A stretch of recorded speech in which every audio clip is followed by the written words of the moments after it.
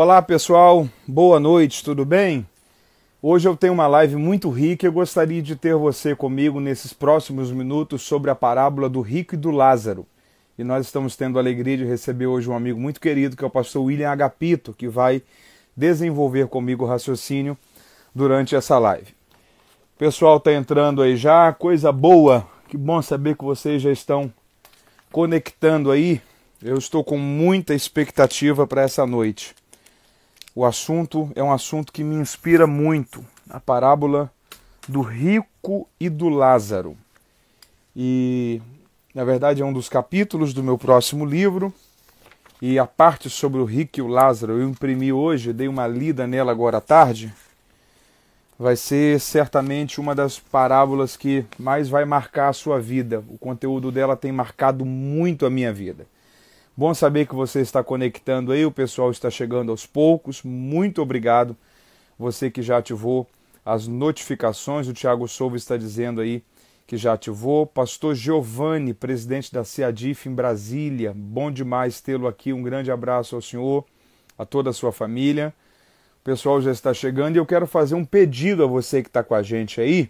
Envie essa live aí para mais alguém. Já começa desde já a enviar aí para 10, 15, 20 pessoas, para um amigo, para o seu pastor, para alguém que você sabe que o conteúdo dela vai abençoar a vida dessa pessoa. Um abraço para o pessoal da Flórida, o Eider.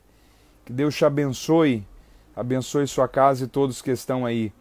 Então, se você puder, compartilhe com alguém, traga alguém aí para desfrutar desses minutos de entendimento com a gente. Eu tenho certeza que vai valer muito a pena esses próximos minutos que nós iremos passar juntos. Já está entrando aí um amigo muito querido, que é o pastor William Agapito, que vai desenvolver comigo o raciocínio dessa live. Na verdade, nós estamos fazendo uma série de lives sobre as parábolas de Jesus. A primeira live foi sobre a parábola das 10 virgens. Ficou salva no IGTV lá do pastor William. E a live dessa série está sendo hoje a live sobre a parábola do rico e o Lázaro. Pessoal de Uberlândia. Uberlândia é um local que eu tenho muitos amigos. Triângulo Mineiro. Bom saber que vocês estão aí. Meu amigo, boa noite. Tudo bem? E aí, meu amigão? Paz, tudo bem? Estamos aí, mais um dia. Paz. Que bom. Bom demais tê-lo aqui. Nós já temos aí um grupo bom com a gente. O pessoal está chegando aos poucos. Pessoas de muitos locais do Brasil. O pessoal do Pernambuco está conectado aí com a gente também. E eu estou com muita expectativa para essa noite. Eu tenho certeza que o conteúdo que vai ser compartilhado vai ser de uma edificação muito grande, vai edificar muito ao pessoal que poder conectar com a gente. Como você está? Como está a sua família? Estamos bem, graças a Deus. Aqui na nossa cidade, eu sou do interior de São Paulo, esfriou bastante de ontem para hoje. E de hoje para amanhã a previsão de tempo é 10 graus a menos. Então nós estamos com frio. Amanhã a máxima aqui é 16 graus. Mas a nossa região nós estamos acostumados, né? Então, estamos bem. Graças a Deus estamos bem. As meninas foram para casa da sogra com a minha esposa, porque isso aqui vira uma loucura quando elas estão aqui. Mas estamos aí, animados para essa noite. Tenho certeza que será muito especial. Que bom, fico muito feliz por isso. Seu som tá legal aí? Você tá me ouvindo bem? Tô te ouvindo bem. Maravilha. Que bom. Nós já estamos aí com algo em torno de aproximadamente 80 pessoas que estão conectadas com a gente. Vamos já iniciar o raciocínio? Sim, vamos lá. Então tá bom. Seu som melhorou muito agora para mim. Não sei para o pessoal que está aí na casa, mas o seu som melhorou muito para mim. Pessoal que está com a gente aí, o texto que nós vamos utilizar é Lucas. Evangelho de Jesus Cristo, segundo escreveu Lucas. Quem faz a leitura, mano? Eu ou tu? Eu acho que você pode fazer as honras, né? Oi? Eu fiz no meu, hoje você faz o teu. Vamos lá, então? Lucas 16, a partir do versículo 19. Lucas 16, a partir do versículo 19. 2 pedidos ao pessoal que está aí. Se você puder, envie a live para alguém e interaja com esse coração que fica aí na parte de baixo, quanto mais você interage com esse coração, o Instagram entende que o conteúdo da live está sendo edificante, está sendo enriquecedor para você. Então, quanto mais você faz isso, mais notificações de que nós estamos online chega para as pessoas que nos seguem. Então, é uma forma de você ajudar também outras pessoas a terem acesso ao conteúdo dessa live. Lucas capítulo 16, versículo 19. É uma parábola riquíssima que é a parábola do filho pródigo. Está escrito assim: Ora, havia um homem rico e vestia-se de púrpura e de linho finíssimo, e vivia todos os dias regalada e esplendidamente. Havia também um certo mendigo chamado Lázaro, que jazia cheio de chagas à porta daquele homem rico, e desejava alimentar-se com as migalhas que caíam da mesa do rico, e os próprios cães vinham lamber-lhes as chagas. E aconteceu que o mendigo morreu, e foi levado pelos anjos para o seio de Abraão. E morreu também o rico, e foi sepultado. No Hades, ergueu os olhos, estando em tormentos, e viu ao longe Abraão e Lázaro no seu seio. E clamando disse: Abraão, meu pai, tem misericórdia de mim, e mande a Lázaro que molhe na água a ponta do seu dedo e me refresque a língua, porque estou atormentado nesta chama. Diz, porém, Abraão: Filho, lembra-te de que recebeste os teus bens em tua vida, e Lázaro somente males.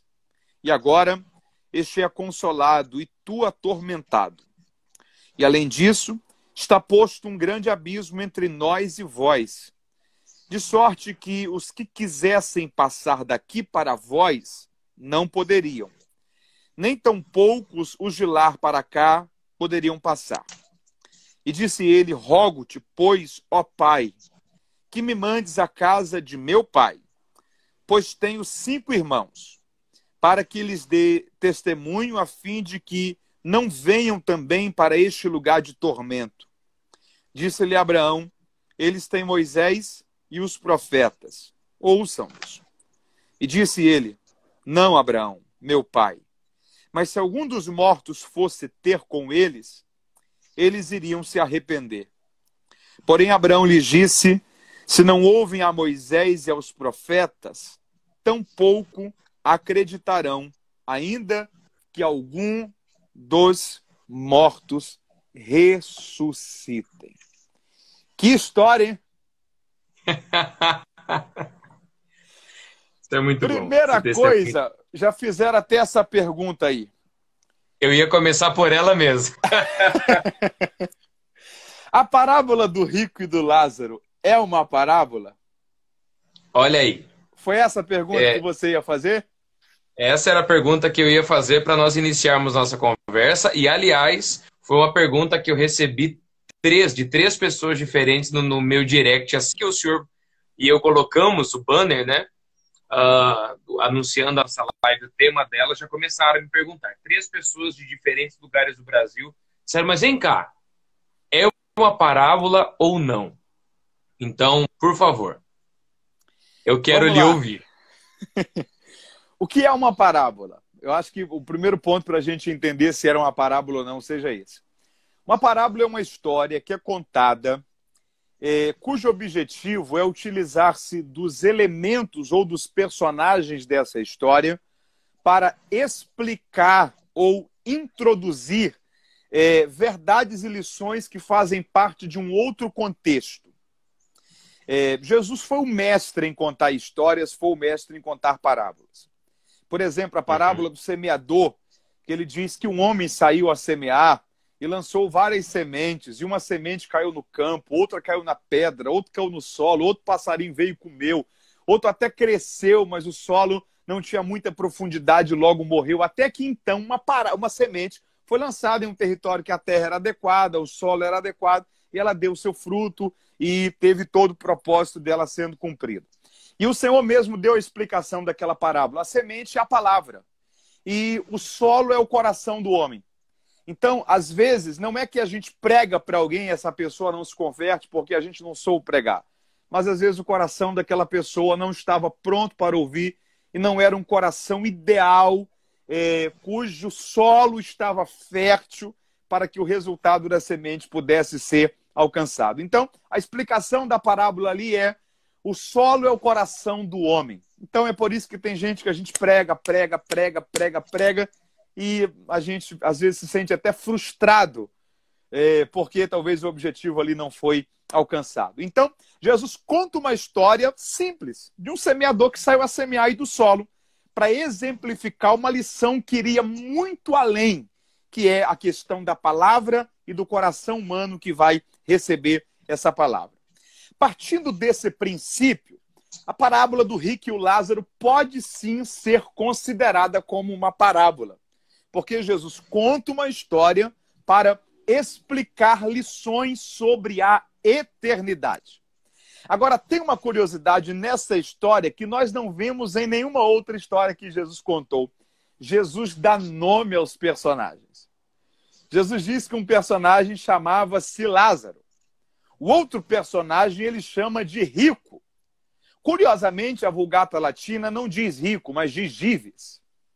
A tradição diz que o nome daquele rico era Dives. Por ser a única história que Jesus dá nome aos personagens, muitos eruditos chegam à conclusão de que, na verdade, aqui não é uma parábola como as outras, mas é uma história verídica de dois personagens que, de fato, existiram e que, provavelmente, os ouvintes iniciais, os ouvintes originais que ouviram Jesus contar essa parábola, conheceram tanto ao rico como ao Lázaro. E o Senhor está dando informações da eternidade sobre como estão aquelas pessoas no momento em que essa parábola estava sendo contada. Então era mais ou menos assim: vocês lembram de Dives e vocês lembram de Lázaro? Vocês conheceram eles em vida. Deixa eu contar para vocês como é que eles estão agora. Então, a sensação que tem é que, na verdade, torna-se uma parábola, porque existe uma lição que é contada a partir dessa história, mas ali não é uma história criada. É uma história existente de dois personagens que, de fato, existiram e que o Senhor a toma como uma história de uma forma poética para contar lições, assim como ele fizera em outras parábolas. O que você pensa sobre isso daí? Eu estava conversando isso um dia com um colega. Nós tivemos uma conversa há algumas semanas, alguns dias atrás, falando acerca das parábolas que nós iríamos tratar. Nós começamos pela das 10 virgens, hoje estamos no rico e o Lázaro, ainda trataremos outras duas, acerca dessa questão, porque eu acredito que seria o ponto de partida, né? Para nosso entendimento, não que isso implique, e nós voltamos na mesma questão das 10 virgens, o fato de quem são as 10 virgens não implica na veracidade ou no poder da mensagem transmitida.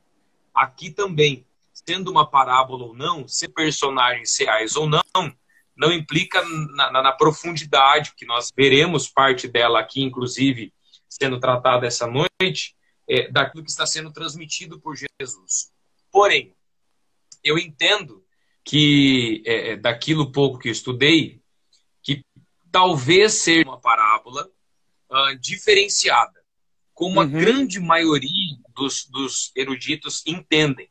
Continua sendo uma parábola, mas de uma forma diferenciada, uma vez que tem a tratativa dos nomes. Porém, na escola teológica, o meu professor ensinou-me que não era uma parábola.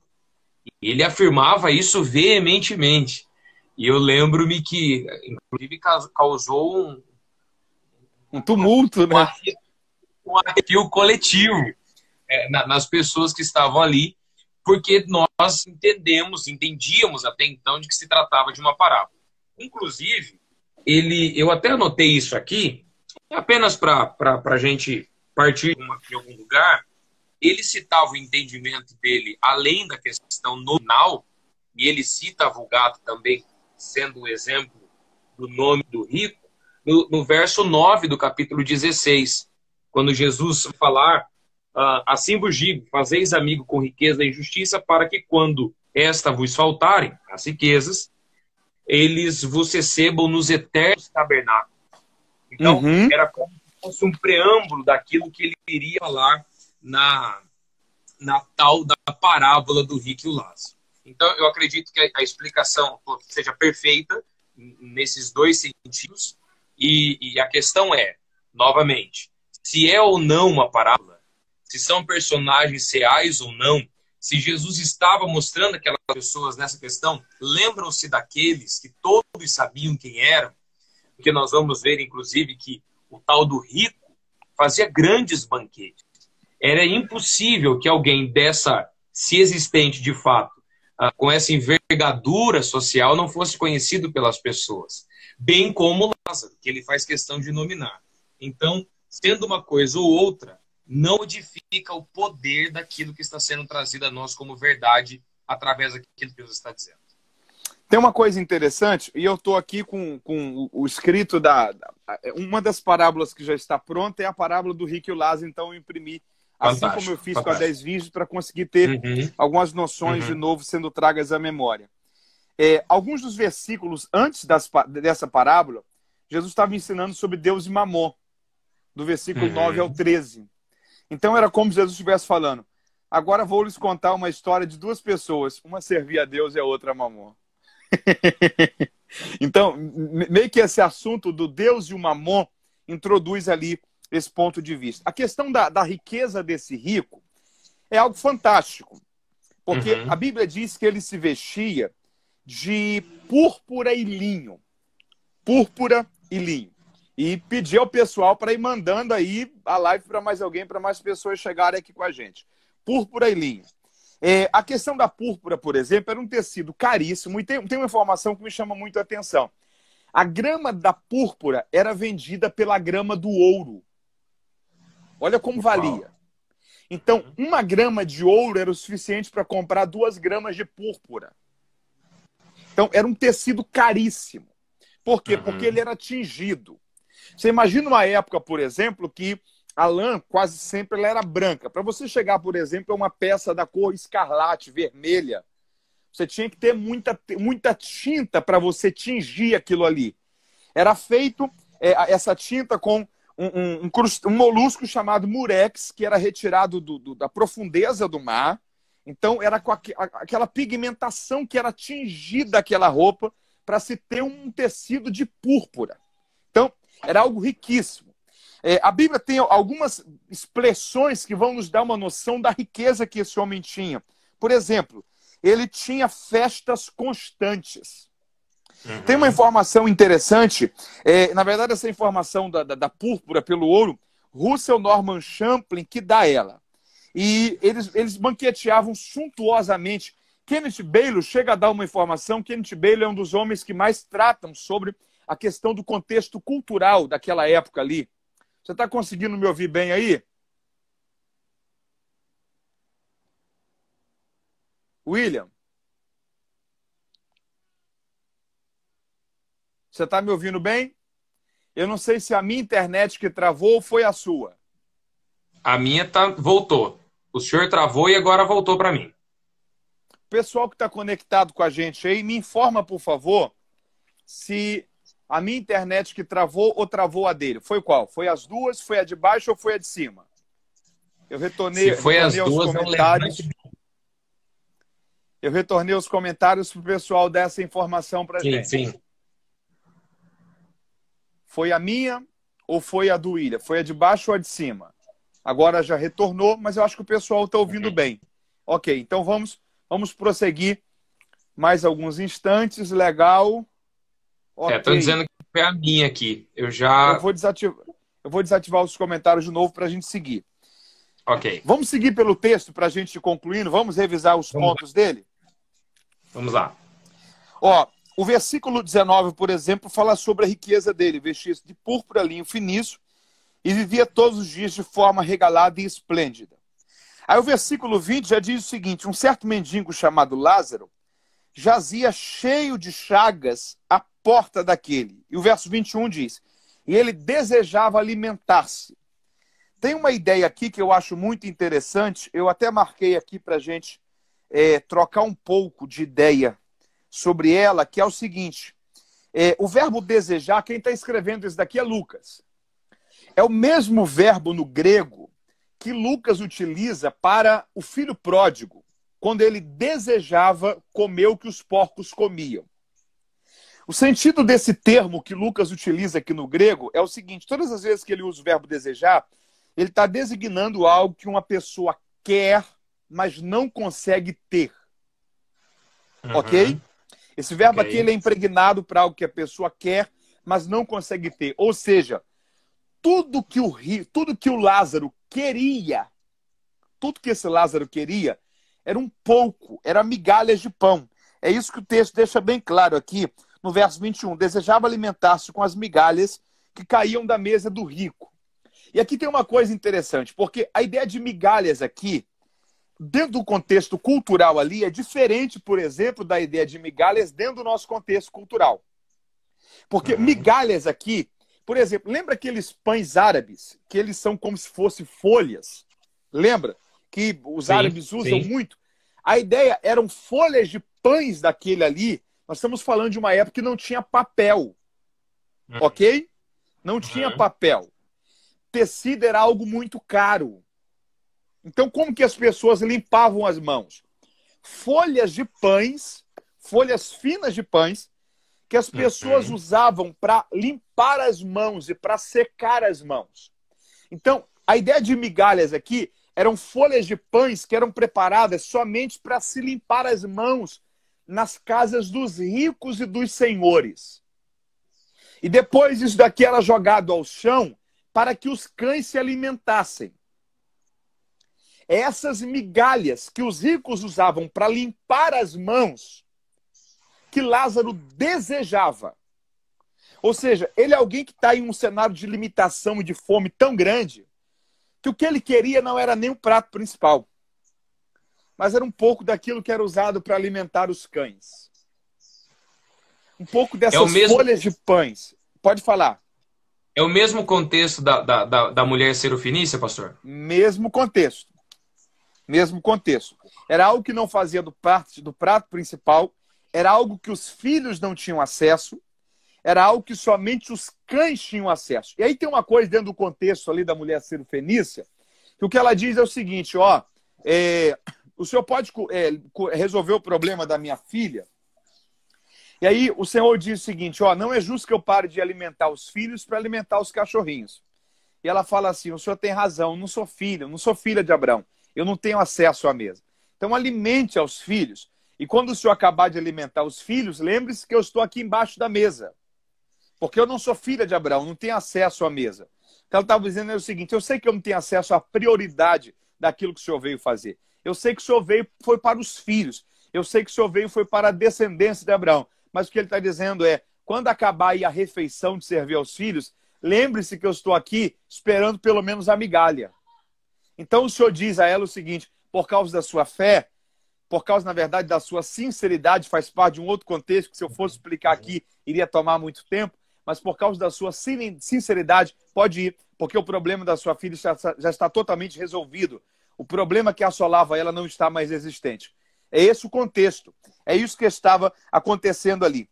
Aí tem uma coisa interessante aqui, é que no verso de número 21 diz, desejava alimentar-se com as migalhas que caía da mesa do rico, e os próprios cães vinham lamber-lhes as chagas. Os próprios cães vinham lamber-lhes as chagas. Há uma dúvida dentro dos comentaristas sobre o porquê que os cães iam lamber as chagas. É uma dúvida muito presente. Uma primeira possibilidade aqui é que os cães iam lamber as chagas porque isso daqui faz parte da natureza dos cães. Ok? Um cão chega perto da gente e ele começa a lamber a gente. Faz parte da natureza canina. Só que a ciência recentemente descobriu que a saliva dos cães possui aquilo que é chamado de antibióticos endógenos. A natureza animal faz ele saber disso. Por exemplo, eu não sei se você já criou cão em casa. Eu já criei. Não. Não? Os cães, se ele tem uma ferida, ele constantemente lambe as feridas. É o comum. Por exemplo, os cachorrinhos, quando nascem, eles são muito lambidos. Por quê? Porque isso que faz parte da natureza animal. Eu fiz questão de grifar isso aqui para não esquecer. Porque, na verdade, a saliva do cão possui antibióticos naturais endógenos que servem para a cicatrização. Ok? Sim. Então, uma primeira opção. Os cães lambiam a Lázaro por causa da natureza canina. Ou, em segundo lugar, porque, de algum modo, as chagas desse Lázaro, que o texto diz, os cães tinham compaixão de Lázaro e lambiam ele, como se dizendo, nós não aguentamos mais ver a sua dor. E nós estamos tentando aplicar em você antibióticos naturais que existem na nossa saliva para tentar diminuir a sua dor. Ó pobre Lázaro. Isso aqui constrói um cenário muito interessante. O Lázaro não se compadecia, o rico não se compadecia daquele mendigo. Os cães, sim. E aí tem uma frase aqui que eu achei muito interessante. Os cães cicatrizavam as feridas do Lázaro. O rico ajudava que essas feridas só aumentassem.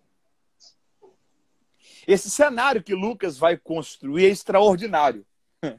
Olha que coisa interessante. O rico, ele está distante. Ele está fazendo pouco caso. Ele não está querendo se envolver. Ok? E aí tem uma coisa que eu acho riquíssima, que é o seguinte. O que faz o rico ir para o inferno não foi o que ele fez. O que faz o rico ir para o inferno foi o que ele não fez. E eu acho isso fantástico, porque, na verdade, esse é um cenário que a Bíblia apresenta. Lembra, por exemplo, a parábola do bom samaritano? Sim. Em que o bom samaritano tem um comportamento agradável, mas o sacerdote e o levita têm um comportamento desprezível. O desprezo para o sacerdote e para o levita não foi aliado à ideia do que eles fizeram, mas foi aliado à ideia do que eles não fizeram, que foi socorro. A ideia não é só ter passado de largo, mas é ter rejeitado socorro e ter rejeitado ajuda. O rico aqui, ele vai para o inferno não pelo que ele fez, porque a vida dele foi para celebrar, foi para festejar, foi para comer bem, foi para estar perto das pessoas que ele amava e que eram os seus amigos. Ele vai para o inferno pelo que ele não fez, que era socorrer o pobre Lázaro, que estava próximo da sua mesa. E aí, concluindo esse raciocínio aqui, para a gente já voltar a um raciocínio, trocando ideias sobre essas duas questões, tem algo que eu anotei aqui, que eu penso que vai ser muito válido para a gente. Deixa eu ver aqui. Ok, em qual parte que eu anotei, que é a ideia do seguinte, na verdade é um comentarista, que ele faz um comentário que eu acho que vai ser muito válido, como são mais de 10 páginas, às vezes eu tenho que localizar em que página que está escrito. Ok. Leon Morris, que é um comentarista, ele diz o seguinte: a essência do pecado do rico estava na decisão de viver exclusivamente só para si.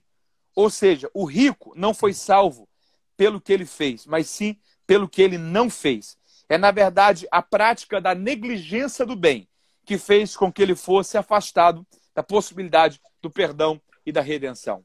Como que nós podemos aprender um pouco mais sobre isso? Uau! Eu estava pensando aqui, lembrando aqueles que estão nos assistindo, e nós vamos falar disso um pouco mais adiante, com mais detalhes. Esses comentários que estão sendo lidos pelo pastor Matheus Soares farão parte do próximo livro dele, que está ficando riquíssimo, e nós estamos tendo a oportunidade de vislumbrar como isso vai ser uma obra que está vindo de outro ano já, pastor? Eu estou trabalhando para agora, em agosto ou setembro, ela ficar pronta.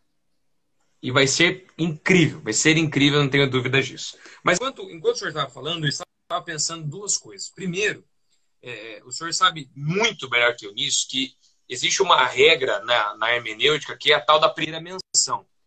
É como um personagem apresentado a nós. E a forma como esse personagem é inserido no texto, a forma como ele é apresentado, pode, e na grande maioria das vezes vai, dizer muito acerca daquele personagem, do enredo que a sua história seguirá. E por que eu acho isso interessante?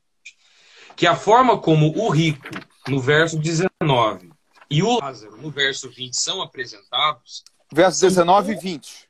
Isso, são completamente paradoxais, mas ao mesmo tempo, Lucas ele tem uma delicadez de narrativa fantástica, e isso vai se repetir várias vezes nos seus escritos, é que ele vai mostrar o que estava visível à primeira vista, com toda a redundância possível.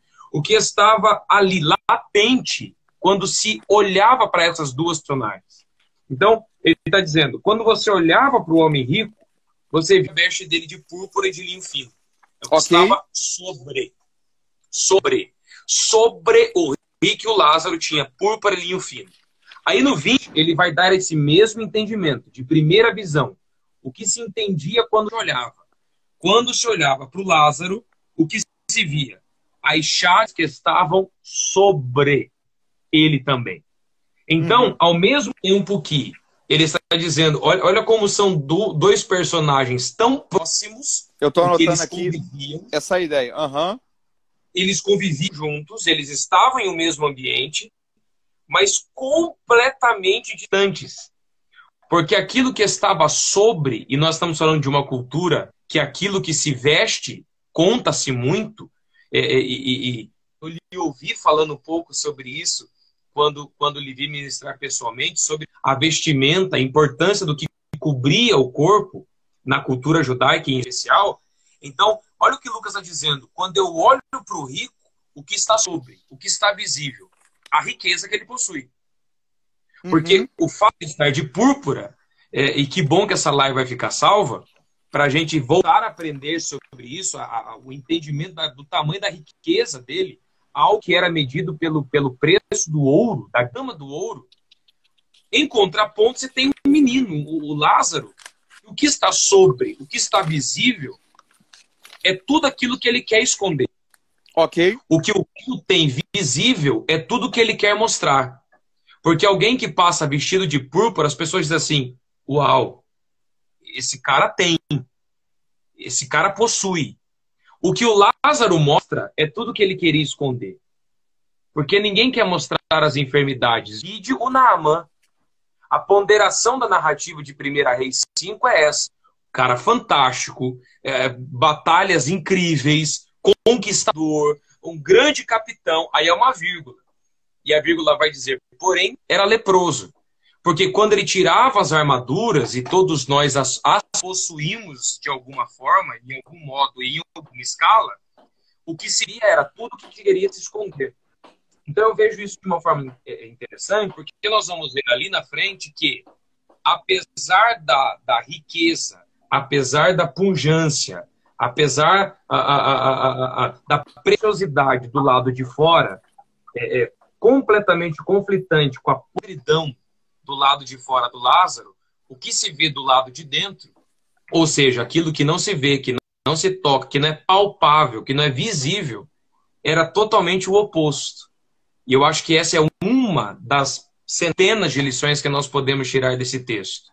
É Jesus dizendo acerca do que se vê e daquilo que não se vê. Eu acho que nós estamos vivendo um momento interessantíssimo sobre isso. Em especial no contexto que nós vivemos de igreja, de religiosidade, no contexto eclesiástico, o que se vê e aquilo que não se vê. Né? Nós vivemos em tempo, nós não somos tão velhos assim, mas no alto da nossa juventude nós já vimos uma mudança do contexto religioso brasileiro com relação a vestimentas. Nós olharmos há 10 anos atrás, alguém que estava de camiseta como choro, de uma blusa como essa, como eu, jamais poderia subir no altar, por exemplo. Jamais poderia ter uma oportunidade, porque durante muito tempo, é o que Jesus tentando dizer para nós, o que se via sobre, era tudo que se podia dizer sobre aquilo que estava sob. Quando, na verdade, no reino de Deus, é a questão do iceberg, né?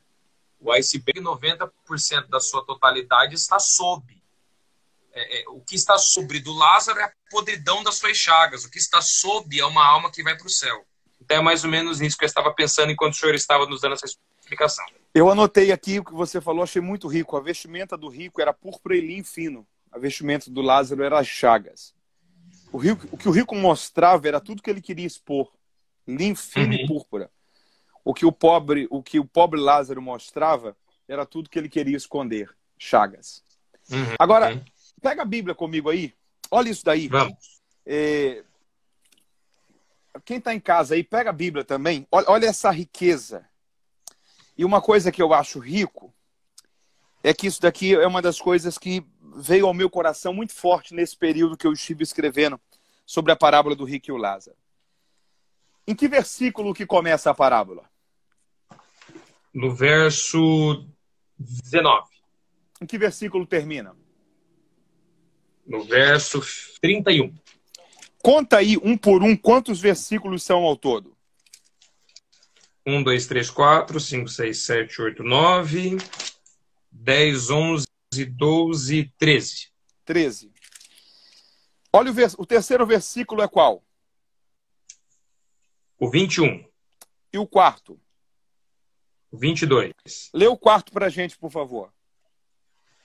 E aconteceu que morreu o mendigo e foi levado pelos anjos ao seio de Abraão. E o rico também morreu e foi sepultado. O que vale para as pessoas na vida geral? A vida tem valor enquanto se vive, ok? Sim, ok. A riqueza está enquanto se vive. Okay. A gente trabalha para quê? Para ter. Para conseguir dinheiro, para ter coisas. E isso tudo está ligado enquanto se vive, ok? A parábola vai ter 13 versículos. No quarto, já está todo mundo morto.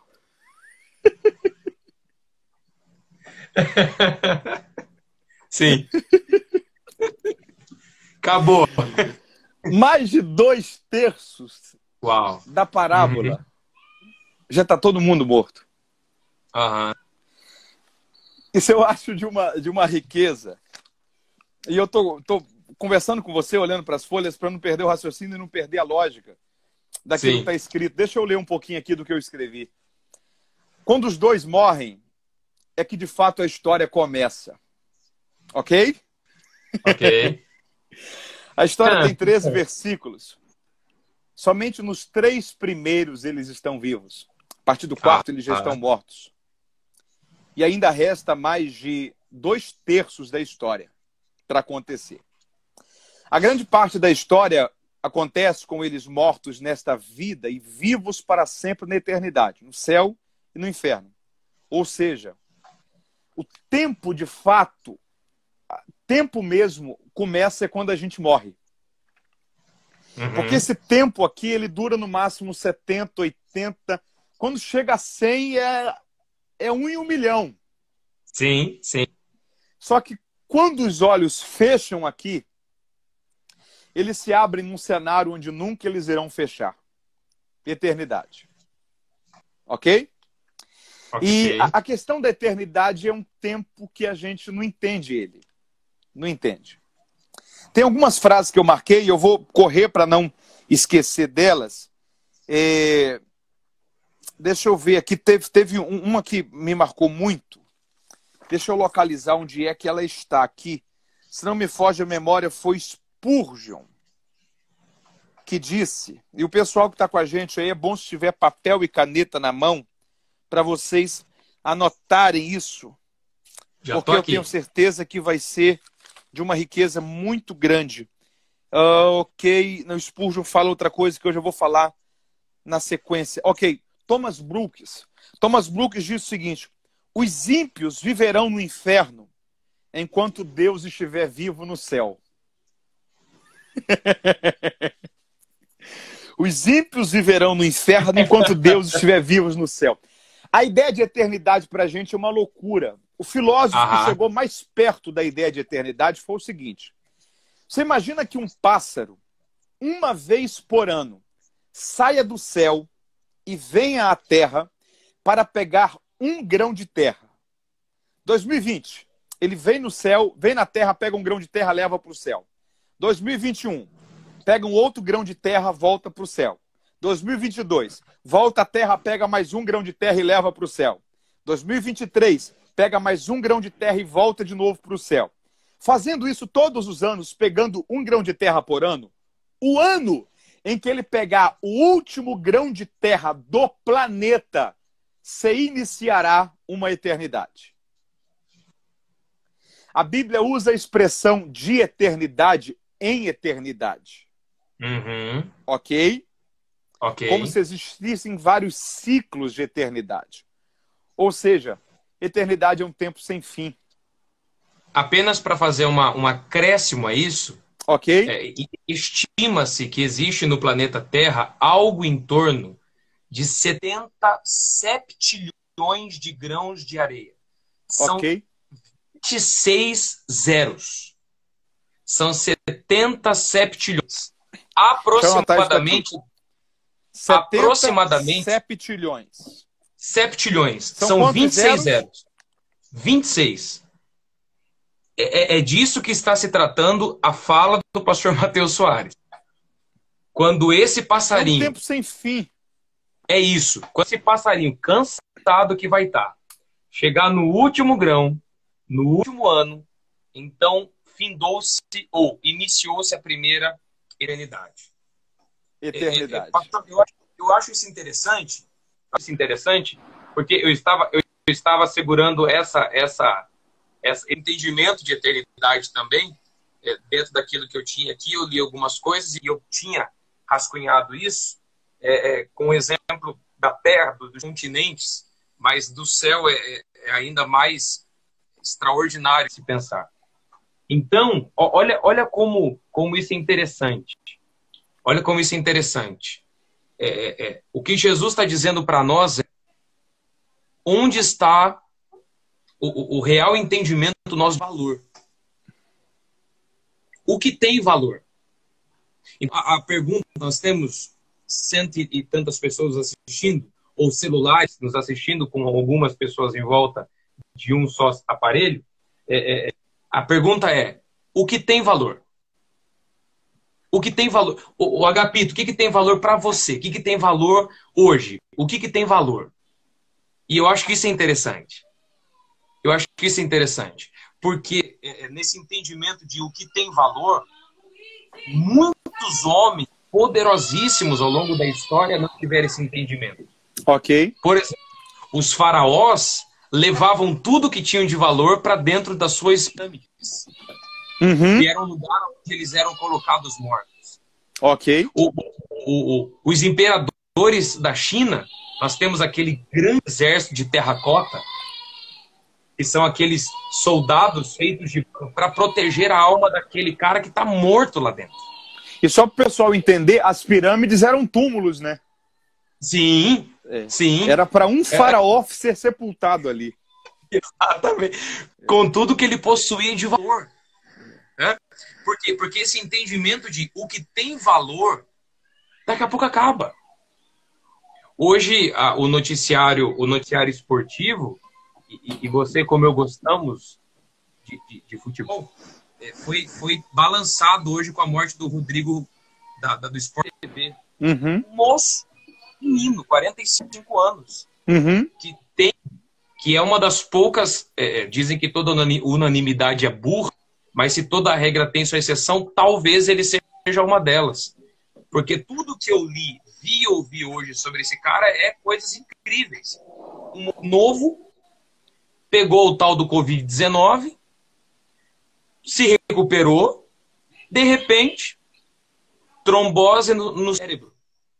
Morreu. Então, é claro, é um exemplo. Quantos milhões de pessoas morreram hoje no mundo? Mas, nessa vida curta que temos, essa vida curta, passageira, Davi para um sopro, a um vapor, Jó para com um conto ligeiro. O que tem valor? E aí, quando o pastor Mateus traz esse entendimento de que menos de um terço da história eles estão vivos e todo o resto eles estão mortos, dá para a gente entender o que Jesus está querendo dizer para nós. É um raciocínio riquíssimo essa história que Jesus está contando. Deixa eu ver alguma coisa que eu ainda não falei, ok? Então, isso é uma coisa que chama muito a atenção. A história ela vai se desenvolver a partir desse momento. E aí, tem um comentário muito rico que diz o seguinte: a porta da casa do rico, na verdade, é o grande diferencial que definiu a eternidade para o rico, ok? A porta tinha alguém para ele socorrer, para ele ajudar, para ele estender a mão. Ele preferiu não fazer isso, ok? E aí tem uma ideia muito interessante. Essa porta poderia ter servido como uma abertura para o serviço e o socorro para Lázaro. Mas o rico preferiu que ela servisse como acesso ao abismo que existiria entre eles dois após a morte. Um ponto muito interessante que eu acho que a gente pode trabalhar aqui, dentro dessa rotina, nós já mexemos sobre a questão, por exemplo, de que a parábola vai começar com um período em que eles ainda estão vivos e a grande parte dela vai ser com eles já estando mortos. Tem uma coisa muito interessante, por exemplo, que é a questão do final da vida de ambos em vida. Porque o texto diz, versículo 22, aconteceu que o mendigo morreu e foi levado pelos anjos para o seio de Abraão. E morreu também o rico e foi sepultado. Olha como que há uma diferença de tratamento da morte do rico para a morte do Lázaro. É interessante que, às vezes, os mendigos não tinham uma cerimônia fúnebre, honrosa, com homenagens sendo feitas. Às vezes, como eles viviam sem familiares, sem ninguém que cuidasse, eles eram lançados naquilo que era chamado de geena, que era o lixão da cidade, o entulho da cidade. Em Jerusalém, por exemplo, o geena ficava no vale de Inom. Então era deixado ali para morrer. Certamente o rico não. Teve uma recepção. Teve toda uma cerimônia. Foi muito lembrado a memória dele, a riqueza dele, a bondade da vida. Teve certamente uma vida muito bem celebrada. E no versículo 23 a Bíblia diz: e no Hades ergueu os olhos, estando em tormentos, e viu ao longe Abraão e Lázaro no seu seio. E clamando disse: Abraão, meu pai, tem misericórdia de mim e mande a Lázaro, para que ele molhe na água a ponta do seu dedo e me refresque a língua, porque eu estou atormentado nesta chama. Sabe o que me chama a atenção na fala aqui do rico? É que esse rico aqui, ele estava morto, ok? Lázaro também já havia morrido. E olha qual é a fala dele na eternidade. Manda a Lázaro. Esse cara estava morto querendo mandar. Sim. Olha que a arrogância de toda uma vida que foi construída era algo que ainda estava muito presente. Ele achava que ele ainda tinha controle, que ele ainda estava em uma posição superior em relação a Lázaro. Manda Lázaro. Uau. Ou seja, Lázaro é alguém que ainda está em uma posição inferior à que eu estou. Olha a loucura que esse homem estava. Manda Lázaro que tome na água, na ponta do seu dedo água e me refresque a língua, porque eu estou atormentado nessa chama. Uma coisa que chama a atenção aqui: o inferno é o lugar onde a memória do homem nunca morre. Olha como terrível é o inferno. Um lugar que é para sempre, eternidade. E um lugar onde a memória do homem nunca morre. Disse, porém, Abraão, verso 25, filho, lembra-te de que recebeste os teus bens em vida e Lázaro somente males. E agora este é consolado e tu atormentado. Uma coisa que é bom que se diga aqui é que o rico não vai para o inferno porque é rico e o Lázaro não vai para o seio de Abraão porque é pobre. Ok? O destino da eternidade não tem a ver com ser rico ou ser pobre, mas tem a ver com aquilo que foi feito em vida pelo rico e aquilo que foi feito em vida pelo Lázaro, pelo pobre. E a grande prova disso é que quem está também no seio de Abraão é o próprio Abraão, que era um homem rico. Ok? As configurações que são dadas de Abraão era um homem rico. Um homem que mantinha pelo menos 300 pessoas. Um homem que era um senhor. O Abraão era o equivalente a um sheik do século XXI. Ele tinha uma clã, tinha várias esposas, ok? Então você tem aqui toda uma construção de contexto a partir de um homem rico. Eu não sei se você já teve alegria, mas eu já tive a alegria de viajar pelo Oriente Médio de carro. Pela Turquia, pelo Egito, pelo Israel, cortar aquelas estradas ali de carro. E uma coisa interessante, quando você vai vendo aquelas vilas ali, e você vê uma casa de 3 andares, era uma casa só de 3 andares. Só havia andares equivalente à quantidade de esposa que o homem tinha. Então, se uma casa tinha só um andar, é porque aquele homem só tem uma esposa. Se tem 2 andares, são 2 esposas. Se são 3 andares, são 3 esposas. E em cada andar vive uma família e vive uma esposa, e junto com essa esposa, os filhos e as servas dela. Então, Abraão, por exemplo, dentro de um contexto do Oriente Médio, ele era um homem que tinha, por exemplo, a serva como Agar, filhos como ela, Sara. Você vê outros cenários ali sendo apresentados, você vê servos. Então, a quantidade de gente que Abraão era responsável por eles revela a riqueza que Abraão tinha em sua vida. E Abraão está onde? Nesse lugar de eternidade de salvação. Então, não vai para o inferno porque é rico. E não vai para o céu porque é pobre. Tem a ver com a vida que viveu, com as prioridades que teve, com as decisões que teve e quem foi o Senhor de sua vida. Agora, versículo de número 26. E além disso, está posto um grande abismo entre nós e vós, de sorte que, se alguém quiser sair daí para cá, não pode. E se alguém quiser ir daí, para ir de cá e daqui para aí, também não pode. Aí o versículo 27. E disse-lhe, rogo-te, pois, ó pai Abraão, que o mandes à casa de meu pai. Essa percepção aqui ela é incrível. Porque o rico não olha para o Abraão e diz assim, será que você pode me mandar? Não. Mas ele está dizendo, será que você pode mandar Lázaro? Parece que a ficha caiu que o inferno é um lugar que não tem saída. Ok?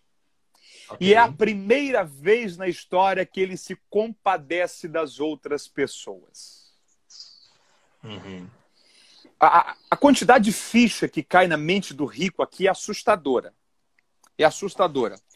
Deixa eu ver alguns pontos aqui que eu marquei para mim pontuar, para que eu não esqueça. Ok.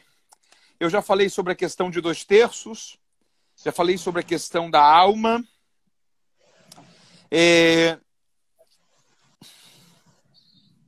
Já falei sobre a questão de que os corpos eram jogados em lixões daqueles que eram mendigos. Sim.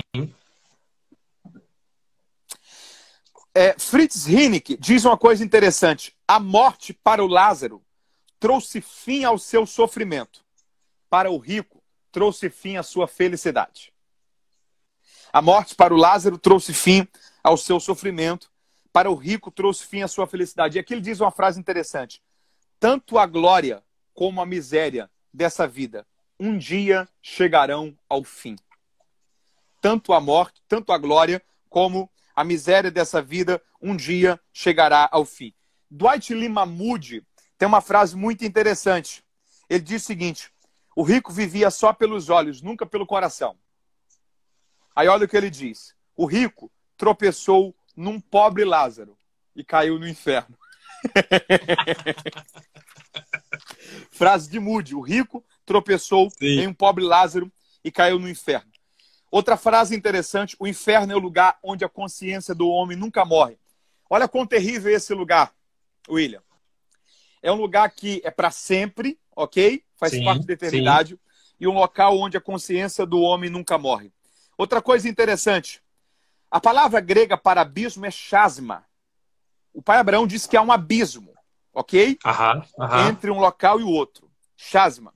Que significa um abismo profundo e largo, proposital, para evitar contato entre os dois locais, para impedir o trânsito entre os dois locais. Spurgeon tem um comentário que eu acho riquíssimo. Ele diz o seguinte, a engenharia humana, ao longo dos anos, muito tem feito para tentar superar grandes abismos. Há no mundo muitos rios e precipícios tão largos que a extensão de uma margem a outra não pode ser superada. Assim como torrentes tão furiosas, rios tão agitados, que nada conseguem dominá-los. Mesmo assim, o homem consegue estender uma bela e firme ponte para conseguir transpor esses abismos e rios.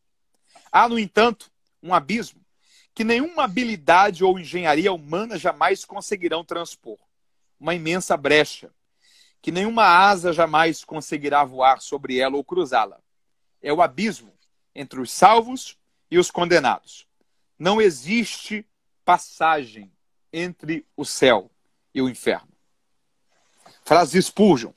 Uma outra coisa interessante, e aqui eu acho riquíssimo, olha isso daqui. Quem havia criado esse abismo entre os dois? Quem havia? O rico. Ok? Uhum. Olha que coisa interessante. O abismo que havia entre os dois na eternidade era apenas uma consequência do abismo que o rico havia criado entre ele e o Lázaro. Ele criou esse abismo em vida. Esse distanciamento, esse esfriamento, ele criou em vida. É o abismo que havia separado ele, em sua abundância, de Lázaro, em sua miséria. A única coisa que o rico não havia considerado é que Deus estava em um dos lados do abismo. Calcula de quem? Eu acho interessante, pastor Mateus, que ricos, e de novo, não é porque é rico e vai para o inferno, não é porque é pobre que vai para o céu. Mas não é comum em qualquer narrativa, quando há um personagem mais rico e um outro mais miserável, que o rico olhe para cima, por qualquer motivo.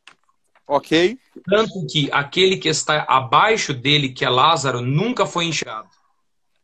Mas agora, pela primeira vez, no 23, o texto vai dizer, estando no Hades, ele foi obrigado a olhar para cima. Ricos em sua posição social nunca olham para cima. Nunca olham para cima. Mas agora, as coisas mudam um pouco do lado de lá. E quando as coisas mudam, ele se vê obrigado a olhar para cima para poder visualizar. E o detalhe é acima está ao longe. Porque ele vê o cima e longe. É o suficiente para que ele entenda que agora aquele que sempre esteve embaixo e ele nunca viu, agora está em cima e ele é obrigado a ver. Essa é uma das coisas. Segundo, e eu anotei isso aqui para não me esquecer, é que no Hades ele descobre que quem estava à porta dele não era um mendigo, mas era um instrumento de Deus, pelo qual ele poderia alcançar salvação. Mas ele despreza. A operação que eu faço é, todos nós temos os nossos Lázaros. Quem é o nosso? Todos nós precisamos identificar quem é o nosso Lázaro. Quem é o nosso Lázaro? Então, essa é uma outra ponderação interessante. Acerca dele, da ficha de eternidade cair na cabeça dele, também tinha escrito algo que ele de fato fala assim: epa, acho que eu não vou conseguir sair daqui. Né? Ele, em algum momento ele dá esse estalo na cabeça dele. Interessante, verso 24. Ele começa a considerar paternidade. Pai Abraão. Na posição que ele possui, ele poucas vezes pediu algo a alguém. Ele muito exigiu. Em um primeiro momento ele exige, mas no segundo momento ele pede. Nós estamos com 30 segundos de live. Eu ainda tenho aqui uns 3 pontos para pontuar, creio que você também tem. Só que você tinha uma live às 10. Vamos usar mais uns 15, 20 minutinhos? Tranquilo. Vamos. Então eu vou fechar essa live, vou salvá-la, e o pessoal que está com a gente já retorna para a gente caminhar para a conclusão do raciocínio. Fechado? Fechado. Vou encerrar agora, a gente já retoma em 1 minuto. Menos que isso, só o tempo de eu salvar a live. Olá, pessoal, tudo bem? segunda parte da nossa live sobre a parábola do rico e do Lázaro. Que bom saber que você está com a gente aí. Eu creio que muitos de vocês foram muito abençoados nessa primeira parte. E nós estamos conectando aqui já para a segunda parte, a parte final desse nosso raciocínio. Aguardar o pastor William Agapito chegar aí para a gente já dar continuidade. Me diga aí, o que vocês estão gostando? Como está sendo para vocês esse raciocínio sendo construído? Dá um feedback para a gente aí, por favor, para sabermos como que está o conteúdo para você que está ouvindo. Para mim tem sido muito rico. Eu tenho aprendido muita coisa também com o pastor William, muito ponto de vista dele que eu tenho anotado aqui. Eu vou colocar junto no comentário das parábolas como se fosse meu. Ô, meu amigo, eu acabei de descobrir, quando a gente desligou a live, que toda a live eu fiz no meu 3G. Eu fiz na minha internet móvel. Olha. Aquela que oscilou, o meu Wi-Fi tinha caído. Aí eu fui ver aqui, não resolvi, mas vamos embora. Vamos embora. E tá tudo certo e vai ser benção. Deu para a gente acompanhar bem o raciocínio. Vamos lá, então. Nós estamos falando aí sobre a parte final da parábola, correto? Isso. Nós paramos em qual versículo? Nós conseguimos ir até o verso 25, Paramos no versículo 25. Lembra-te que recebeste... nós entramos no 26, no grande abismo. Ok? O senhor chegou a citar o verso 27 também, o verso 27, que é o momento que ele vai dizer a casa do meu pai. Isso, 27. Legal. 27.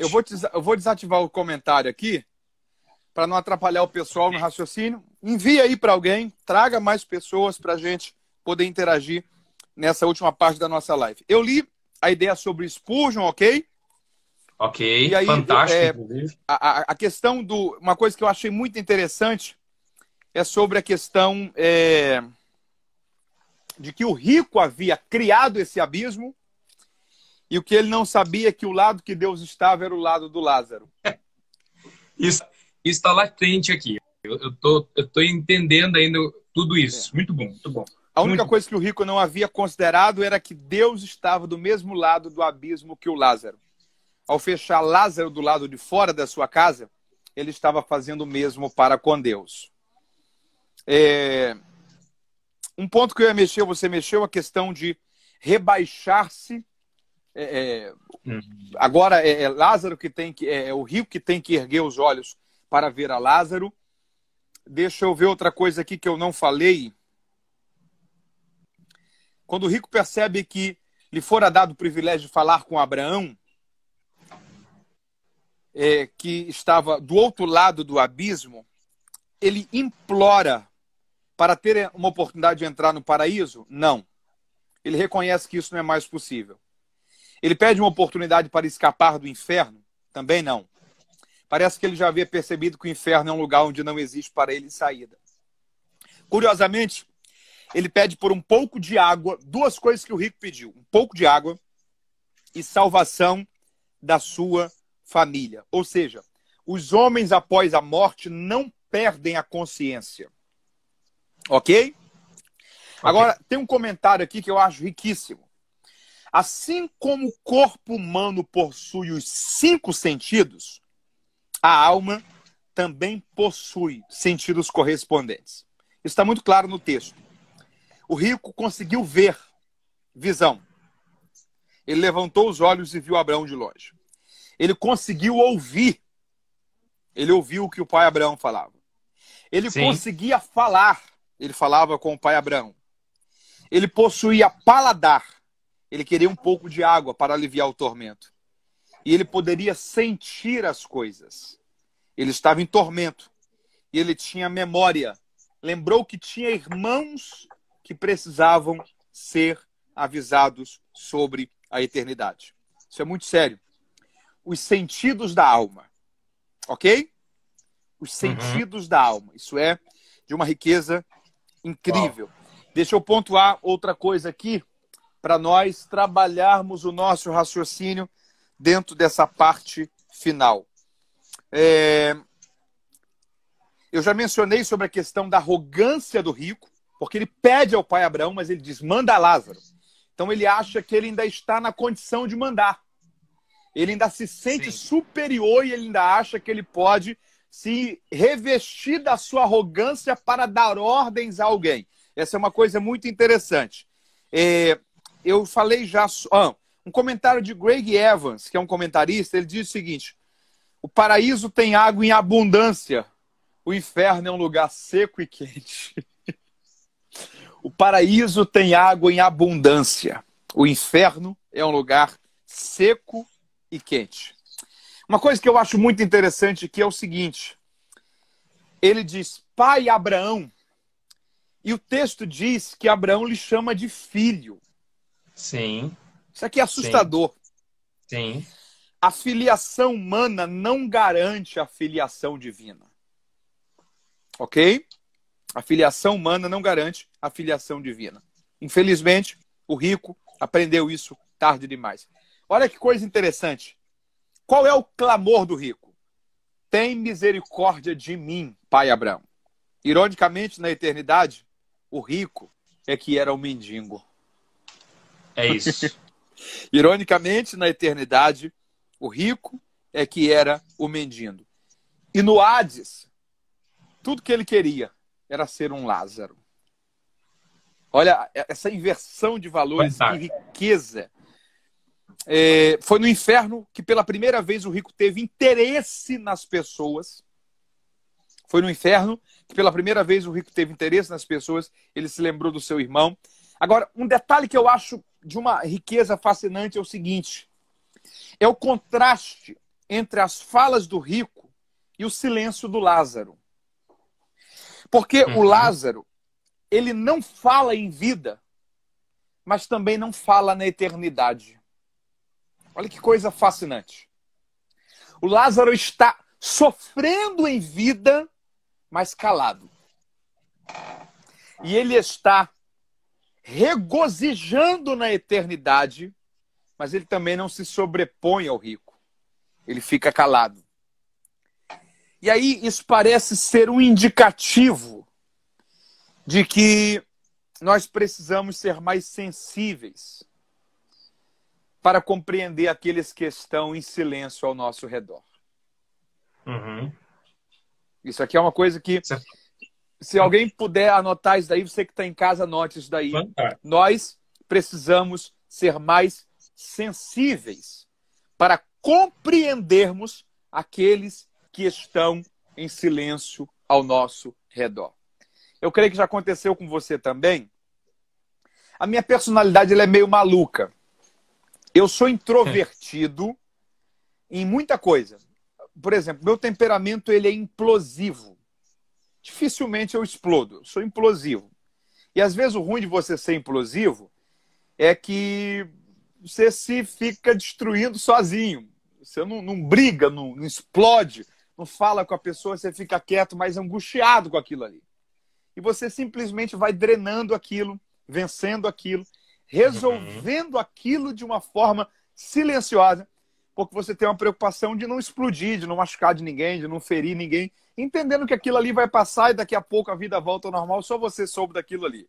Cada um tem um temperamento, o meu acaba funcionando assim. E não sei se você já passou por essa situação, creio que sim, que você estava num ambiente que você não gostou de alguma coisa, mas você não falou para não criar um desconforto. Você ficou em silêncio. Sim. E às vezes a pessoa não foi sensível àquele silêncio e achou que estava tudo bem, sendo que você, na verdade, não estava bem. Eu tenho a sensação que esse também é o temperamento do Espírito Santo. Ok?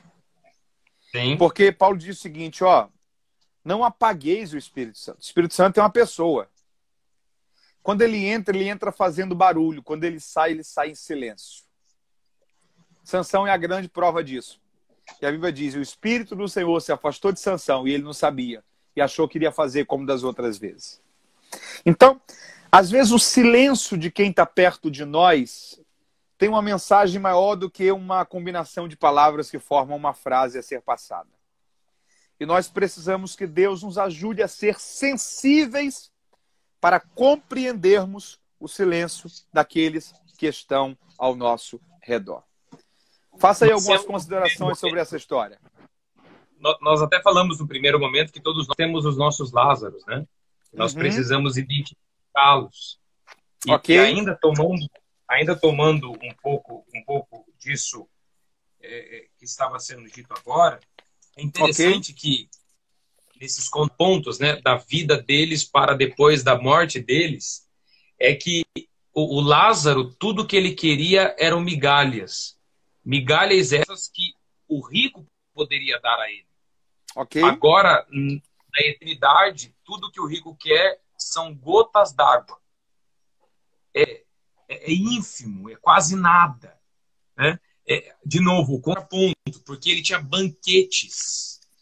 Não dá para se banquetear sem o entendimento de uma quantidade inacreditável de vinhos, taças à mesa. Tudo é muito. Tudo é de sobra. Tudo é uma quantidade absurda. Desse tudo que ele tinha, Lázaro só queria um pouquinho. Lázaro só queria uma porcentagem irrisória.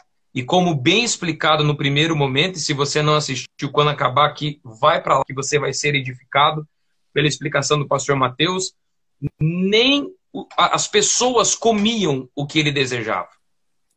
Agora, na eternidade, vira-se, muda-se, altera-se. É ele agora dizendo assim, o que eu queria era um nada de tudo que você tem. Uma das frases incríveis que o senhor citou agora há pouco é que o céu tem quantidades incríveis de água. Ou seja, o Lázaro na vida não tinha nada, o rico tinha tudo. Na eternidade, Lázaro tinha tudo e o rico não tinha nada. Então, mudou-se a percepção, novamente, o que se via e o que não se via, né? É o tal do iceberg. Então é interessante isso. Porque Lázaro em vida era lambido pelos cães. Lázaro em vida é lambido pelos cães. Mas agora é o rico em sua morte que é lambido pelas chamas. Ele vai dizer assim, tenha misericórdia de mim, porque as chamas estão me tomando. Na versão que eu tenho, as chamas estão atormentando-me. E é por isso que ele desesperadamente pede por gotas de água pingadas na sua língua. Isso é importante. Novamente, é o contraponto. Né? É o contraponto. No verso 28, que ele agora vai se preocupar com os seus irmãos, e é interessante a resposta que ele recebe. Eles têm Moisés, 29. Eles têm Moisés e os profetas, que os escutem. Por que isso é interessante? Porque no verso 16 do capítulo 16, ainda não havia se iniciado a parábola, Jesus está falando sobre a pregação e ele vai dizer, a lei e os profetas chegaram até João. Desde então é anunciado o reino de Deus e emprega-se força para que todo homem entre nele. Ou seja, o que Abraão está dizendo está disponível a eles. Sempre esteve, como para você também esteve. Sempre esteve, como para você também esteve. E é por isso que ele vai dizer, agora não tem mais o que fazer. Então, esse entendimento dos 5 sentidos da alma, que o senhor explicou agora há pouco, que é fantástico, atenua-se aqui. É ele dizendo, eu tenho medo que eles tenham o mesmo fim que eu. Porque o texto não diz, mas provavelmente levavam a mesma vida que ele levava. E sobre o silêncio do Lázaro, eu acho interessante também, e pontuar rapidamente, em João capítulo 9, que tem aquele cego que Jesus vai molhar os olhos dele com barro, a saliva misturada com a terra, um dos discípulos, se não me falha a memória, Pedro, chega em Jesus e diz assim, quem pecou? Quem pecou para que ele seja cego? Porque alguma coisa estava faltando ali. Ele ou os pais dele? É interessante. Aí o texto não diz que o cego responde uma acusação feita contra ele. Mas o texto vai dizer, e respondendo Jesus diz, nem ele, nem seus pais. Mas isso aconteceu para que o poder de Deus se manifestasse. Por que eu acho isso interessante? A gente aprende com a maturidade espiritual que quem menos fala no contexto do reino, geralmente é Cristo que fala por ele. Lázaro não precisa responder. É o pai Abraão que se manifesta. O cego de João 9 não precisa responder. Quem fala por ele é Cristo. Então, a gente, novamente, voltando ao raciocínio que o senhor fez brilhantemente agora há pouco, a gente precisa ser sensível àqueles que estão em silêncio. A gente precisa, em um tempo que todo mundo tem palco, que todo mundo fala, né? A internet colocou um megafone na boca de todo mundo. Todo mundo virou especialista em basicamente tudo. A gente tem um comentário para cada assunto da face da Terra. Existe uma importância no silêncio. Porque é só quem fica em silêncio após uma oração, por exemplo, que consegue entender que a oração não é um monólogo, mas é um diálogo.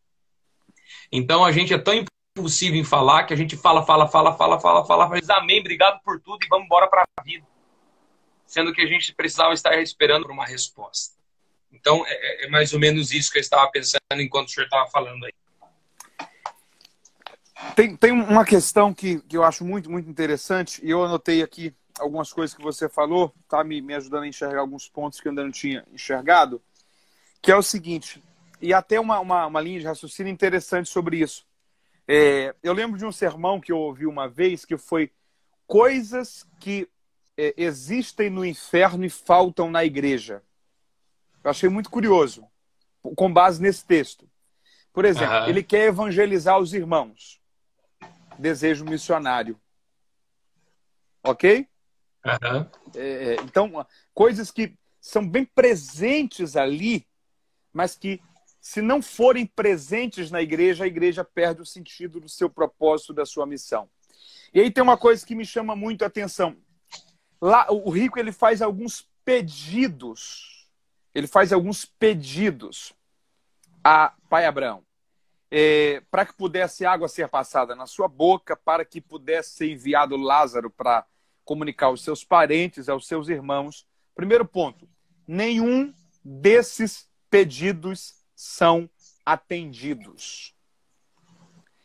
Fica óbvio que no inferno, orações nunca terão respostas. Ok? Ok. Não dá para ter uma noção de quantas orações já foram feitas no inferno. A gente só conhece as orações dos vivos. É por isso que essa questão da eternidade é algo que precisa ser levado como prioridade. A questão da salvação, da vida com Deus, da comunhão, do perigo do pecado. É algo que tem que ser levado com muita seriedade. Esse episódio apresenta uma grande verdade. Não pode haver comunicação entre vivos e mortos. E aí tem uma coisa interessante, porque no verso 29, o pai Abraão respondeu, eles têm Moisés e os profetas, que eles ouçam-nos. Versículo 30, o rico disse, não, Abraão, mas se alguns dos mortos fosse ter com eles, certamente eles iriam se arrepender.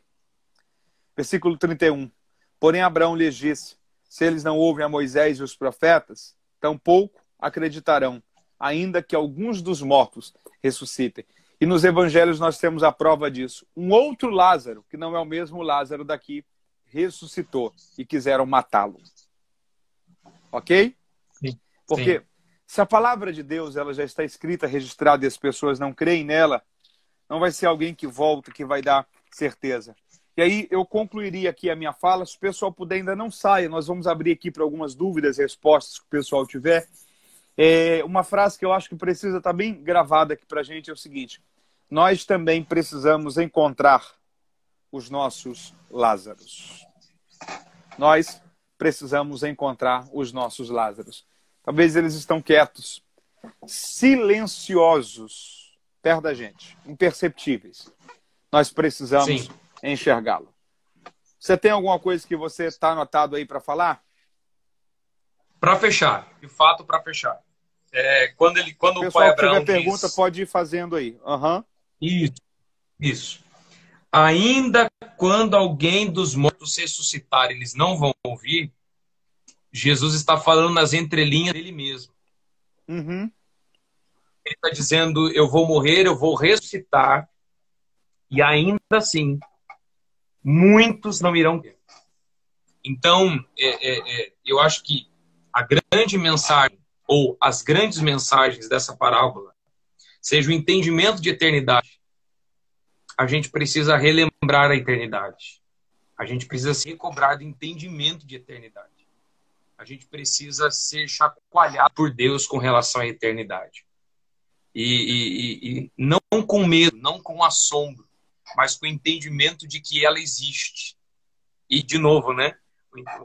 De que lado desse fosso ou desse abismo nós estaremos. Né? Não é uma... não, e aí nós poderíamos entrar em questões escatológicas, mas não é a real e a atual formatação do mundo espiritual mais o seio de Abraão e o Hades, mas o entendimento de a eternidade existe. E a gente precisa ser recobrado disso. E se hoje for o nosso dia? Quando eu li o texto um dia, eu estava fazendo o Salmo no carro, e no Salmo 90, verso número 15, Davi vai fazer um pedido extraordinário. Ele vai dizer assim: ajude-me a contar, ou ensina-me a contar os meus dias, para que eu encontre em ti coração sábio. E quando eu fui entender isso, eu falei, uau, por quê? Porque nós estamos acostumados a contar a nossa vida em anos. Eu tenho 28, tu tens 29. Porque nós temos 28 motivos para ser grato. Tu tens 29 motivos para ser grato. Então, um dia no ano, a gente faz uma festa, come uma carne, celebra, né? Junta a família e tal. Só que quando a gente vai transformar isso em dias, eu fui ver que eu tenho mais de 10.300 motivos para ser grato. O que Davi está dizendo é, se eu entender que todo dia é um presente, então eu vou entender que eu tenho muito mais motivos para ser grato do que eu imaginava.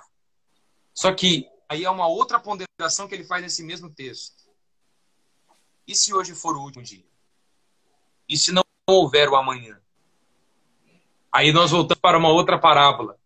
Quando aquele cara vai guardar tudo no seu celeiro e vai dizer assim, tô de boa, que bom, vou descansar. E ele ouve uma voz dizendo, louco, e se hoje eu pedir a tua alma? Então a gente precisa ser recobrado do entendimento de eternidade. Tem algumas perguntas aí. As parábolas podem ser utilizadas como doutrina? Na verdade, nas parábolas existem raciocínios de doutrinas. Então você pode contá-la linkando com outros pontos de doutrina. Lázaro viu o rico. A parábola eu penso que ensina pra gente que não. Ok? Até porque a sensação que dá, porque Lázaro, o rico ergue o olhar. Então a sensação que dá é que o Sheol, o lugar dos perdidos, é aqui e o seio de Abraão um pouco em cima, porque ele tem que erguer os olhos para ver. Ok? Então a sensação que dá é que não há um contato do Lázaro visual com o rico. Até porque a ideia de que a eternidade com Deus é um local onde não há tristeza, ok? É como se na eternidade, no céu, no ambiente da salvação, as lembranças más não existem mais. Então, tudo aquilo que foi de angústia do Lázaro não existiu mais. Alguém falou sobre uma data aí de 2055, eu falei que Cristo vai voltar até lá, eu não falei isso não. O que eu disse foi o seguinte, parábola da figueira, não da figueira estéril, que nós ainda vamos falar sobre ela no outra live, mas da figueira. Uma geração. O limite bíblico de uma geração são 107 anos. Se a geração da figueira se interpreta ali corretamente, Israel como a figueira, e a figueira floresce em 1948, 107 anos mais 1948 vai dar 2055, mais ou menos. Mas não pode ser precisado isso. Escatologia é interpretativo, não é histórico. É uma linha de raciocínio que aponta para o limite da geração da figueira. Porque Jesus disse, não passará essa geração sem que todas essas coisas aconteçam. O limite bíblico de uma geração 107 arrasta para esse ponto. Teve mais alguma pergunta que você viu aí? Eu acho que foi essa. A que me impactou foi de 2055. Eu já ia te falar assim, que livro que está esse tempo para eu ler? Qual? A de 2055 é perguntar que livro que tem isso aí para eu ler também. Não, pelo menos eu nunca vi nenhum livro escrito. Aqui, ó. Deus está no inferno. Poderá conversar com Deus ou os salvos? É uma pergunta boa. É uma pergunta boa. A sensação que eu tenho ali é que o Senhor usa de uma figura de linguagem para construir um diálogo, se ele pudesse existir, entre o rico, o pai Abraão, em relação ao Lázaro. Ok? Até porque o local da habitação dos mortos, ele não está mais nessa configuração. Colossenses diz que subindo ao alto levou cativo o cativeiro. Então, esse seio de Abraão, que era um pouco acima do Sheol, ele foi arrancado e foi erguido. Subindo ao alto levou cativo o cativeiro. Ele não está mais na mesma geografia do mundo espiritual. Ok, tem mais alguma pergunta aí, o pessoal que está com a gente? Alguma dúvida que ficou? Essa parábola é uma parábola que tem tantas coisas ricas, é uma parábola que desenvolve mistérios tão aprofundados, e as parábolas, elas sempre têm essa mensagem, né? A questão não é quem é o meu próximo, mas é de quem você tem sido próximo. Não é só o Lázaro do rico, mas é qual é o seu Lázaro. Então, isso é muito interessante. O sofrimento terá um fim, sim. Eu falei até sobre isso em alguma parte aqui. A eternidade ela vem para nos ensinar que tanto as glórias dessa vida como as misérias dessa vida terão fim. Podemos dizer que o rico era um avarento? Não, ele gastava muito com festas, com roupas. Ele não tinha medo de gastar. O problema dele é que ele investia errado. E aí tem uma coisa interessante, duas coisas que eu não mexi. Agora mexerem nessa pergunta e eu me lembrei. Primeira coisa, qual era a lógica de dinheiro do rico? A lógica de dinheiro do rico. E segunda coisa o que o rico levou para a eternidade? Nada. E aí tem uma ideia muito interessante que é a seguinte: você só leva para a eternidade o dinheiro que você não segurou com você aqui. Você só leva para a eternidade o dinheiro que você não segurou com você aqui. Aí o Senhor fala sobre juntar tesouros na terra e juntar tesouros no céu. O dinheiro que você guarda só para você, que você usa só para você, que você investe só para você, você não vai conseguir desfrutar nada dele na eternidade. O dinheiro que você empenha, que você investe, que você coloca no benefício de outros, na obra missionária, para que a obra de Deus avance, para que o necessitado seja socorrido, de algum modo isso transformará-se em riqueza na eternidade. Não ajunte o seu tesouro onde a traça, ferrugem, corrói, mas invista no reino dos céus. É o que o próprio Senhor diz. Existem 3 lógicas sobre o dinheiro. 3 lógicas. Primeira, o que é meu, o que é seu é meu. O que é meu, o que é seu é meu. É a linguagem, por exemplo, daqueles que praticam roubo, a corrupção. O que é meu, o que é seu é meu. Segunda lógica, o que é meu, o que é seu é seu. É o ambiente da individualidade da vida, onde o próximo não é enxergado, a dor dele não é percebida. Terceira lógica, sim. O que é meu é seu, o que é seu é seu. É o sentimento de alguém que não tem a ganância pelo que o outro tem, mas entende que aquilo que Deus confiou a ele, ele pode também compartilhar com outras pessoas. Ele é apenas um mordomo das riquezas de Deus. A lógica do rico era: o que é meu, o que é seu é seu. A lógica de dinheiro dele estava totalmente desajustada. Teve alguma outra pergunta aí que o pessoal fez? Pelo menos não que eu tenha visto.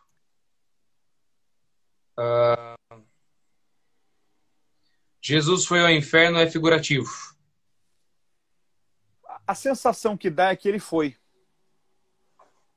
Entendeu? Para ele tomar as chaves da morte, do inferno.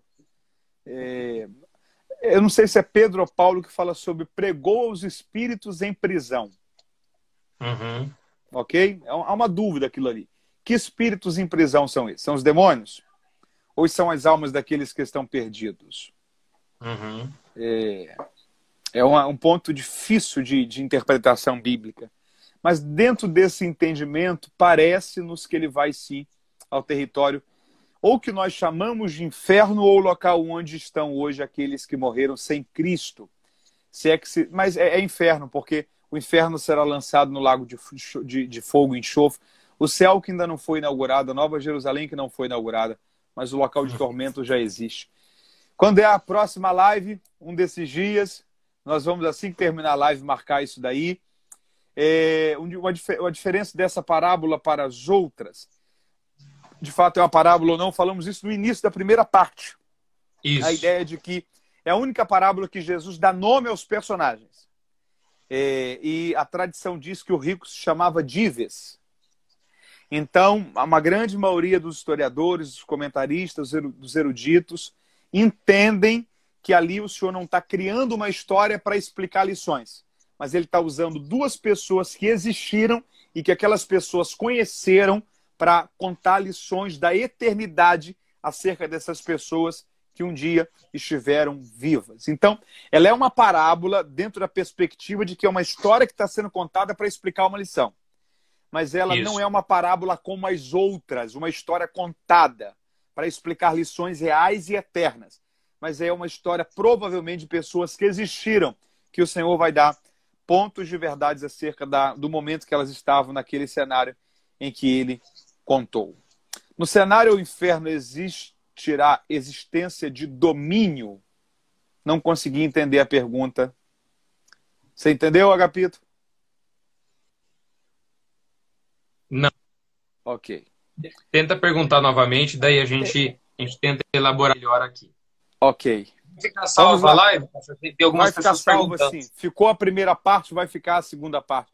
Tem alguém com mais uma pergunta? Última pergunta para nós respondermos, e aí nós vamos falar alguma coisa sobre a próxima live que nós vamos fazer. E eu quero dar uma última notícia para vocês. Haverá livre-arbítrio no céu? Rapaz, no céu tem algumas coisas que não vai existir. Livre-arbítrio, poder não vai existir no céu. Algumas coisas não vão existir no céu. O céu vai ser um local totalmente diferenciado. O céu é um lugar de muitas surpresas. O céu é um lugar de muitas surpresas. Um dia sobre os reinos do mundo espiritual, ok, é um assunto bem polêmico, mas vamos lá. Quem sabe a gente até desenvolve esse raciocínio para a gente falar junto. Vai ficar salva a live. Que é blasfêmia contra o Espírito Santo. Dentro da perspectiva do que Jesus diz, a blasfêmia contra o Espírito Santo é quando eu atribuo a demônios uma obra do Espírito Santo. Isso. É o que se passou ali naquele acontecimento. Legal, a enciclopédia chegou a Pontes e Lacerdas, Mato Grosso. Eu nunca fui no Mato Grosso, a enciclopédia já chegou aí. Coisa boa. Quem manda no Mato Grosso, olha aqui, ó. Depois do saudoso pastor Sebastião, é ele. Deus abençoe o Mato Grosso, que perdeu o seu pastor presidente e o seu segundo pastor. Que Deus dê graça a esse estado, para que a igreja não se divida, mas para que a igreja possa ser fortalecida e o reino de Deus continue a ser pregado aí. Deus abençoe. Gerações passam. Gerações passam. Homens de Deus morrem. O legado deles permanece vivo para sempre. Mas homens de Deus morrem. Homens de Deus cumprem a sua missão. O ministério é uma corrida de bastão. Eu preciso correr até o ponto final. Não sei quando vai ser, mas uma hora o bastão vai para a mão de alguém e outra pessoa corre. Que Deus ajude a próxima geração a frutificar, como o pastor Sebastião frutificou. Uma história linda, uma estrutura de igreja. Não estou falando em relação a templo, mas a igrejas que foram plantadas, gente que foi salva. Se ele era um pouco mais conservador ou não, isso daí é outro ponto. E Deus tem características diferentes para povos diferentes. Deus não trata a gente como pedaço de carne que a gente corta em pedaços tudo igual para comer. Deus, uma vez eu achei uma coisa interessante, um colega perguntaram para ele, qual que você acha que é a idade de Deus? Ele tinha 52 anos. Ele falou assim, eu vejo Deus assim como mais ou menos um homem na meia idade de aproximadamente 52 anos. E aí perguntaram a ele, por quê? Ele falou assim, porque eu sinto que ele me entende como se ele tivesse caminhado comigo e vivido na mesma época que eu nasci e vivido o mesmo período que eu vivi. Uau. Então Deus, ele dentro da sua grandeza, ele consegue se contextualizar e nos fazer sentirmos filhos dele e ele nosso pai. Então, Deus ele tem o seu tempo, o seu propósito. Deus abençoe o pessoal de Tangará da Serra, Mato Grosso também. Deus ajude vocês. Estou perguntando aqui que enciclopédia é essa? Ó, a enciclopédia que o pessoal está falando é essa daqui. É a enciclopédia sobre a vida dos personagens bíblicos. Você que está aí, me ouve um minutinho ainda. Se você ainda não tem esse livro aqui, você não pode deixar esse dia terminar sem você adquiri-lo. Eu levei mais de 7 anos escrevendo esse livro. São quase 500 páginas. Talvez você diz, Mateus, eu tenho preguiça de ler um livro de 100 páginas. O que eu vou fazer com um livro de quase 500? Esse aqui não é um livro para você ler da página 1 até o final, não sei o que você queira, mas é uma obra de pesquisa. Sabe aqueles momentos que você está lendo a Bíblia, você tem uma dúvida ali de um texto, um lugar, uma expressão da Bíblia, curiosidade sobre uma pessoa da Bíblia, que você sente falta de um livro que te explica aquela questão? Esse daqui é o livro que você sente falta. É a enciclopédia sobre a vida dos personagens bíblicos. Então imagina, por exemplo, que você está lendo sobre Ana. Você vê que na letra A, às vezes tem 10, 15, 20 páginas explicando a vida de um único personagem da Bíblia. Contexto cultural, histórico, geográfico, interpretativo. Às vezes você está lendo um texto da Bíblia e você fica pensando assim, como que eu faço para extrair lições desse texto? Para extrair pontos desse texto para usar numa aula, numa mensagem, numa pregação, para entender esse conteúdo aqui. Esse é um livro que vai te dar o texto ali esmiuçado, explicado, às vezes polêmicas da Bíblia, como por exemplo, um exemplo que eu sempre uso, que é a primeira família, que foi Adão, Eva, Caim e Abel. A Bíblia diz que Caim matou Abel, foi morar na cidade chamada Nod. Muita gente se pergunta, que cidade é essa se tudo começa no Éden? Havia uma cidade fora? A Bíblia diz que Caim se casou nessa cidade. Como pode explicar se ele casou-se nessa cidade, se a primeira família foi Adão, Eva, Caim e Abel? Então, questões de contexto cultural, cronológico. Paulo, por exemplo. Você tem a vida de Paulo aqui desde o início até o final, os ciclos, as fases, em que ano ele se converteu, em que ano nasceu, por que ele aparentemente grego, judeu ou romano, por que ele se apresenta de diversas formas, qual é a ligação para você entender isso, quem foi Gamaliel que formou Paulo, em que ano ele escreveu cada carta, onde estava, foi à Espanha ou não, quantas viagens missionárias ele fez, enfim. Se você é alguém que quer entender mais a Bíblia, conhecer mais sobre os personagens da Bíblia, essa ferramenta que é indispensável para você. A boa notícia é que nós ainda estamos com frete grátis. Então eu quero ter a alegria de, nessa semana, ainda enviar um exemplar desses aqui para a sua residência, sem você pagar um centavo sequer de frete. O valor está R$ 49,90. Esse valor pode ser adquirido por cartão de crédito, parcelado se for preciso, adquirir no boleto bancário, transferência bancária. E uma boa notícia, para quem quiser ser revendedor da enciclopédia, nós estamos com uma promoção a partir de uma caixa, que vai 24 unidades. A pessoa tem a promoção que normalmente as editoras dão, que é 40% de desconto. Se a pessoa comprar acima de 24 unidades, para ser uma revendedora, um revendedor na cidade dele ou dela. Ou, se você quer adquirir apenas uma unidade, o frete está totalmente grátis pelo valor de apenas R$ 49,90. Mateus, como que eu adquiro? O código é 22999558919. Código 22999558919. É um telefone de WhatsApp. Assim que essa live terminar, me manda uma mensagem nesse número. Eu mesmo vou te responder e te passar toda a informação, tirar toda a dúvida. Eu tive a alegria de ter a revisão desse livro pelo reverendo Hernandes Dias Lopes e o prefácio foi pelo saudoso Dr. Russell Shedd. Dr. Shedd chegou a escrever que não conheceu outra obra em português que reunisse tantas informações sobre a vida dos personagens bíblicos quanto essa.